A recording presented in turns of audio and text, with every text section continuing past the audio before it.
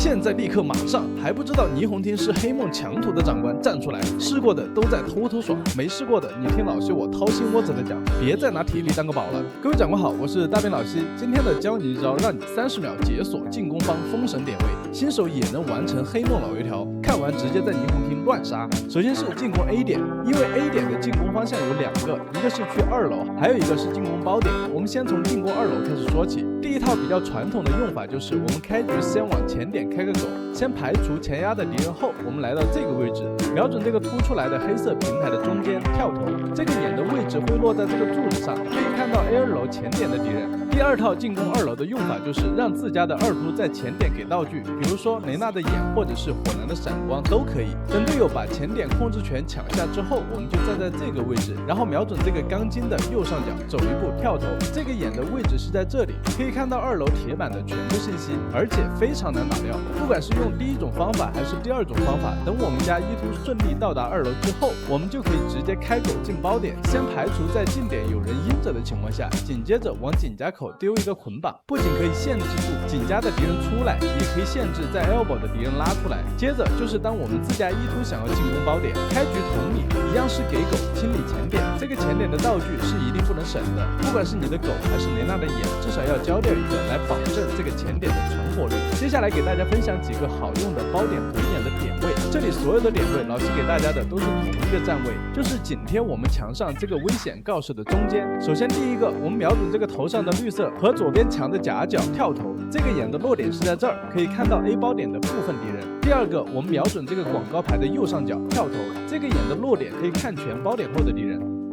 第三个，我们可以瞄准这个广告牌的第2个射灯的这个位置跳投，这个眼的位置是可以看到包点前点和后点的部分敌人。第4个，我们瞄准这个棕色墙和这个广告牌的交点走一步跳投，这个眼的落点是在包点广告牌上面，可以看全整个包点内和前点的全部敌人信息。丢完鬼眼之后，我们就可以往井家丢一个 Q， 限制敌人的走位，接着就可以直接跟着突进入包点。但是进入的时候要非常注意，2楼是否有敌人踩出来想要偷一个走，所以我们出烟的时候一定要做好2楼的预瞄。下好包之后，我们手上还留有一条狗，这个时候我们就可以跟队友沟通，是要用这个狗去帮助突继续入侵井家，还是暂且留着等手包的时候再用。进攻 B 点也是有2种情况，我们先来讲全员在 B 通的情况。开局的时候我们就直接给前点开个狗，同样也是逼走位，防止敌人在前点白嫖免费枪。然后我们来到这个位置，瞄准这个水管阴影的右上角跳投，这个眼的位置是在这个屋檐上，可以看到整个包点后点包括部分2楼的信息。我们也可以前点顶住这个角落，然后瞄准这个第2个窗户的中间直接丢，这个眼可以看到前点和死点的所有敌人。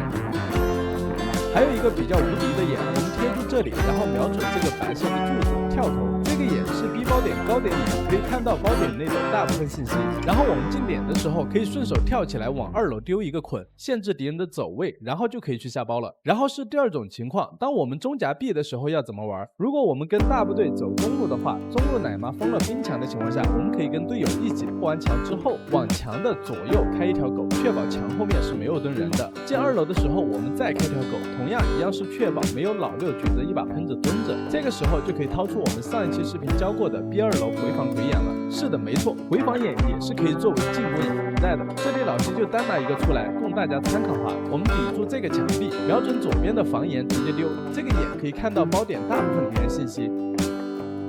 同理，如果我们想电梯房打 A， 也可以用 A2 楼回防鬼眼。最后总结一下，黑梦的鬼眼点位有一些比较特别，所以需要记。但是老师我曾经教过，黑梦有一个24米必中的原则，所以在这个基础上，各位长官们就可以轻松扔出各种各样的高点眼。最后的最后，还是要老调重弹一下，记住和学会点位是锦上添花的事情，但是千万不要为了丢道具而丢道具。我为什么老是一而再再而三的强调这件事情呢？原因是老师我曾经遇到一个黑梦玩家，把就在点内举个眼，也不 pick 也不枪，就等着人进来就得反清眼。有时候老师我死了观战，切了3-4个人，发现他还在那儿举着，队友都死完了，你丢那个眼有啥用呢？不如帮队友补枪。各位长官，你们说是吧？好了，以上就是本期的全部内容，这里是晨曦电竞，希望能和你一起变得更强。大拉，好兄弟叫你大拉出去，你却直接拉了个大的，被对面一脚踢死，简直拉完了，这到底是怎么回事呢？这里就涉及到了我们拉枪时常犯的一个问题，那就是随地大小拉。大家好，我是你们的老朋小西。欢迎来到枪神之路之如何大拉。让我们回到视频开头的经典对枪场景，此时你的身位离掩体还有一段距离，想大拉和对面对枪，到底该怎么操作才是最优解？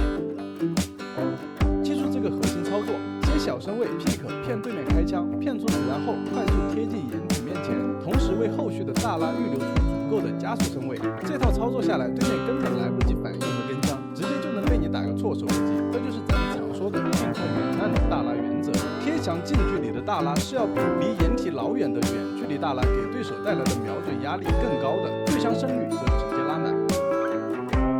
往细了讲，这种大拉就是我们常说的 popping sway 了。很多兄弟们之所以大拉被白给，核心问题就是操作太莽了，既不是提前小身位 pick 找敌人的具体位置，又喜欢离掩体老远就直接拉出去，身位暴露的时间又长又慢，对面早就架好枪等你了，拉出去不白给谁白给？而正确的 popping sway 拉枪，核心原理就在于先骗后拉，在对枪时通过小身位 pick 确定了敌人的具体位置后，再衔接正式的大拉对枪。大部分情况下，对手会迫于 pick 时空枪的压力，在打空完前2发子弹后，又会习惯性的跟着你的身位跟枪。由于我们大拉的高移速和对手跟枪时弹道的偏移，往往会出现对面一梭子下去全空的情况。此时我们就可以找准时机进行击杀。除了常规的平位对枪大拉，高低差对枪的大拉也有多种技巧。如果我们是在高点和低点的敌人对枪，其实我们本身就拥有天然的视角优势，一定要把这个优势利用到极致。我们可以借着高低差的视角，先贴墙小身位 pick 和对面对枪，然后接一个后撤步快速移动，接着再从掩体后大拉出去。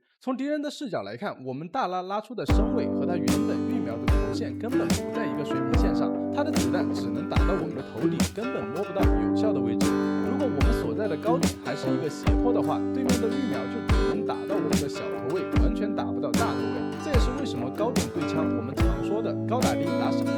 那这时就有聪明的彦祖和一分们会说了，那我要是2次定位很准的话，我就炸了，那还说啥了？这分直接给你了呗。不过就算你会2次定位，老师我也有对策。当我们在对决中发现对面是个2次定位的高手，普通的 popping sway 大拉根本没用时，我们就要使出另一种高阶拉枪方式——回流身法大拉。具体操作方式就是在你快速大拉时，突然反方向移动，并松开方向键急停，并击杀敌人。如果敌人选择2次定位你大拉后的落点，你突然出现的反向急刹车就能让对面的2次定位直接落空，直接抓对面的预瞄 timing。不过就像石头剪刀布一样，如果对面只会跟枪的话，我们的回流身法就会撞到子弹上去。所以大家要根据对手的习惯，灵活的去选择以上的几种拉枪方式。那此时就会有好学的宝贝们会问了，小西，既然普通的 popping sway 大拉会被2次定位克制，进阶的回流身法又会被跟枪克制，那还有什么更厉害的大拉杀招能做到通吃所有的情况吗？答案是有的。如果我们在使用上述几种拉枪方式的同时，提前将准心瞄准头线往上一点的位置，在大拉的瞬间衔接一个下蹲操作，也就是蹲拉，你会发现不管对面是跟枪还是2次定位，敌人都很难架住你的头线。另外，经常大拉的兄弟们就会发现，有时候明明做好了所有准备大拉出去，却发现敌人换了一个架枪脚步，斜着架我们的拉枪身位，这时候再常规大拉根本打不过，这又该怎么办呢？我们站在敌人的视角就更能看出，如果我们还是像以往一样直直的拉出去，当敌方斜架我们的身位时，我们拉出的速度在对面眼里就会变得特别慢，完全就成了活靶子。这背后的原理呢，其实也很简单。当敌人斜架时，我们大拉的有效身位距离会比敌人直架时短上很多，拉出的时间自然就会变长，对面就会有充足的时间瞄准我们。此时如果我们还想选择大拉对枪，那拉出的方向就一定要垂直于敌人的架枪角度拉出去，这样才能最大化增加敌人的跟枪难度，也就是咱们大拉的另一个核心原则：直快斜慢。那么这些就是老师我平时拉枪的全部技巧了。屏幕前的彦祖一分们，快叫上你那游戏里爱随地大小拉的好兄弟，进来一起学一学吧。OK， 那么以上就是本期的全部内容。这里是晨曦电竞，希望能和你一起变得更强。我知道关于速水中 2.0 的爆料视频你肯定刷到过很多了，所以如果你不想盲目跟风购买以后，最后又开始在深夜懊悔，本期视频请一定认真观看，我会全面的告诉你速水中的优缺点都在哪，又更契合什么样的玩家。大家好，我是你们的老朋友小西，本期测完再送，咱们就来好好聊聊速水中 2.0。按照本系列惯例，本期依旧在日落之城掉落3把枪皮。那么正片开始，首先要聊速水中 2.0，肯定是绕不开 1.0 的。先给大家泼一盆冷水，玩划圈一直有一种说法，那就是时间会证明叉叉，以此来表达某一把枪的手感会随着时间的流逝，从而变得更好。而纵观整个无畏契约皮肤史，你会发现一个诡异的事情，那就是素水中它是唯一一个被时间反向证明了它越用手感越拉的。很多用过的彦祖一飞们，包括小西我都觉得它手感比较飘，特别是狂徒单点用着还行，可一旦泼水就没那么好用了，总觉得这玩意儿越用手感越拉，子弹越飘。不知道屏幕前的观众有没有这样的感觉？可为什么手感越用越拉的皮肤能被出上天呢？答案就是设计，不管是套装的动作、动画还是音效、特效，在当时都是一款设计超前的皮肤，放在皮肤多的眼花缭乱的今天，也仍有一战之力，属于是拳头美学数一数二的设计。不管是造型、音效上的东方元素，还是设计上的云雨文化，都是拳头枪皮设计史上的巅峰之作。这些设计都将东方美学展现得淋漓尽致，让我们在无畏契约这一款整体都是欧美风格的游戏里见到熟悉的东方美学，总会有一种审美上的认同感。而正是这种超常发挥的美学设计，让素水中设计上的美成功的盖过了它手感上的差，进而也就导致了它无论是任何玩家上手它都一定会越用越难受，越用手感越拉。回到现在新出的素水中 2.0， 它在特效和手感上依旧继承了 1.0 的传统，依旧是设计拉满、制作优秀，但是敲重点，它的手感是不一定适合的系列。不过我还是要吹一下，素水 2.0 里的鬼魅真就可以无脑入，作为手枪里出场率较高的武器，很难出现买了就吃灰的情况。设计上，这把鬼魅有个帅到爆的脸，那就是切枪时的旋转入场动画，以及换弹时用左手虚空召唤水弹注入枪身，然后再次旋转拿起，并且素水中系列的清脆设计音效，反而让鬼魅这种本来子弹就很飘的枪显得没那么飘了。手感直接上升一大截，飘加飘的结合属于是负负得正了，根本找不出缺点。第二最推荐买的就是这把刀皮龙吟，说这把刀就是4里剑的都给我等着，马上打你脸。龙吟牛逼就牛逼在买一把刀能当3把玩，为什么是3把而不是2把？首先生满的龙吟既能玩到苦无，又能玩到直刀，并且形态切换时以水速剑退水为风的效果非常的顶级，直接同时用2把刀2个模组。那如果不开效果，这把苦无就是完完全全的纯苦无模组，还能在手上转，简直牛上天了。一把刀皮3种玩法，外观和性价比都拉满了，怎么样？这么一看还像4里剑吗？剩下的就是幻影和数位以及大狙枪皮了。幻影这种带消音的枪皮，音效居然还是消音的音效，有那么一点捞。但如果你很喜欢素水中的设计，那还是值得买的。数位皮的话，整体还可以，枪身干脆利落。不过这个枪身的体积，看完我只能说没胖，真比以前瘦了。大狙皮的整体感觉比较适合爱顺狙的彦祖一飞，其他时候就没有那么惊艳了。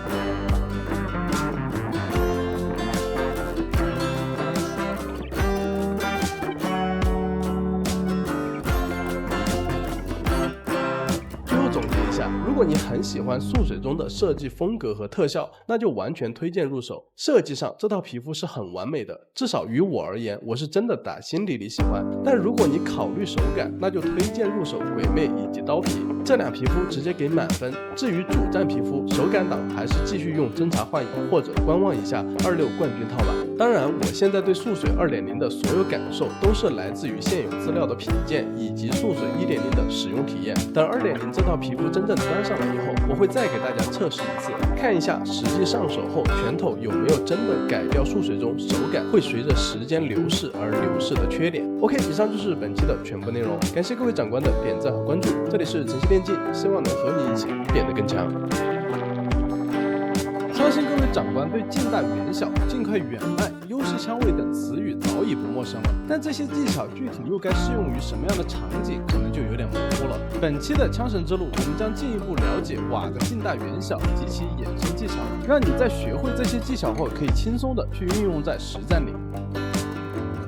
首先我们来说一下瓦里面人物真正的眼睛部位不在眼睛上，而是在脸后面。这就是为什么有时候你站在敌人侧面，人物模型的眼睛看到你了，但是敌人却看不到你的原因。有的长官会分不清到底谁是近大远小优势的一方。近大远小中谁大谁小是相对于交战掩体而言的，所以我们先来解释一下什么是交战掩体。就比如说我们在演示修手 A 包箱子后直架 A 大，此时 A 大口右边内堵墙就是交战掩体。如果说敌人拉出来后我们码枪了，然后迅速撤回箱子后，那包点内的箱子就转变为了我们的交战掩体。为了便于长官的理解，老师我就说点正确的废话。拉出人的掩体乃交战掩体，撤回人的掩体亦交战掩体，有人物拉出撤回即为交战掩体。知道了交战掩体是什么，我们再来分析一下为什么离掩体近的人更大，离掩体远的人更小。因为瓦里面人物的视野范围是个扇形，这个扇形视野决定了玩家在游戏中能看到的区域和角度。当人物靠近掩体时，其视野的扇形区域会更多的被掩体遮挡，而我们的脑袋两侧还有多出来的胳膊和腿。就拿微风岛屿 A 包举例，我们在靠金字塔搜这个凹槽时，如果凹槽藏有人，我们会先看到他的胳膊和腿，我们是处于优势枪位的一方。为什么这个老六看不到我们呢？因为他的扇形视野被脸上的掩体挡住了很多。接着我们介绍一下近快远慢的原理。看这两个画面，当我脸上跑过去一个截锋时，我跟枪的幅度会很大，也就是截锋的角速度大。再看我们远处跑过去一个截锋，我跟枪的幅度就很小，也就是截锋的角速度变小了。游戏中人物的线速度是固定的，也就是说移速不变，线速度相同的情况下，我们与敌人越近，跟枪时的角速度就越大。就比如说打脸上一个跑打害灵，我们的跟枪难度就会上升很多，因为此时敌人的角速度大，即使微小的位移也会触发大幅度转轴。这就是为什么在大拉的时候尽量靠近掩体，能给敌人的跟枪提升难度。OK， 接下来说一下优势枪位。优势枪位这个词也是老生常谈了，说白了就是一个为了更好的发现敌人和开枪的站位。有的长官被队友说站在劣势枪位了，但是不知道是为什么。别慌，老师我带你找原因。首先，为了更好的发现敌人，我们架点或搜点时，可以尽量站在离交战掩体远的一方，因为离掩体越远，我们的扇形视野就会更加开阔，就能越早的发现敌人。其次，为了更好的瞄准和开枪，我们要选择敌人大概率不瞄的位置，就比如一些非常规点位，这样在发现敌人后，我们就会有更充足的时间进行瞄准和射击，提高击杀的成功率。最后，我们尽量不要架直角位，如果敌人贴墙大拉，我们的跟枪需要摆动更大的幅度，非要架的话，也一定要尽量多留一些距离。在架一些直角位时，我们可以远离一下内堵墙，去斜架出口。如果敌人贴墙大拉搜这个直角位，我们这个位置看敌人的水平分速度会稍微慢一些。再一点就是我们在面对不同的近大远小的情况下，搜点时的方式。如果敌人大，我们就滑步走到能看见敌人的位置，找准时机直接开穿就行了，不要给他反抗的机会。如果我们大，我们就摆好准心贴墙大拉，用近快远慢的优势，努力的争取开枪先机。近大远小也衍生了一些技巧，这里我提两个，一个是贴墙架点，比如说我们在沿海矿镇 A 小架中路过点，我们在直架时有空枪的风险，如果离交战掩体更近，撤回掩体的速度就更快。这个架点技巧，老师我推荐蹲着架，规避爆头线。这时有的长官就会发问了，小西，我站着会瞄爆头线，蹲下来就不会瞄了。解决方法很简单，就是先站着瞄，然后记住你瞄的位置，蹲下来依旧瞄这个点就好。另一个衍生技巧是贴墙晃身枪，比如沿海矿镇逼包小屋后，如果敌人刚进点，我们可以贴着这个小屋打敌人的晃身枪，边晃边开提前枪，这样既能收集信息，又能给敌人压力。最后总结一下，近大远小远不只是一个瞄准技巧，理解了它意味着你开始用3维的眼光理解地图，从单纯的准星苗头扩展到对整个空间的战术掌控，你就获得了一个审视地图的全新视角。OK， 以上就是本期的全部内容，这里是晨曦电竞，感谢大家的关注和点赞，希望能和你一起变得更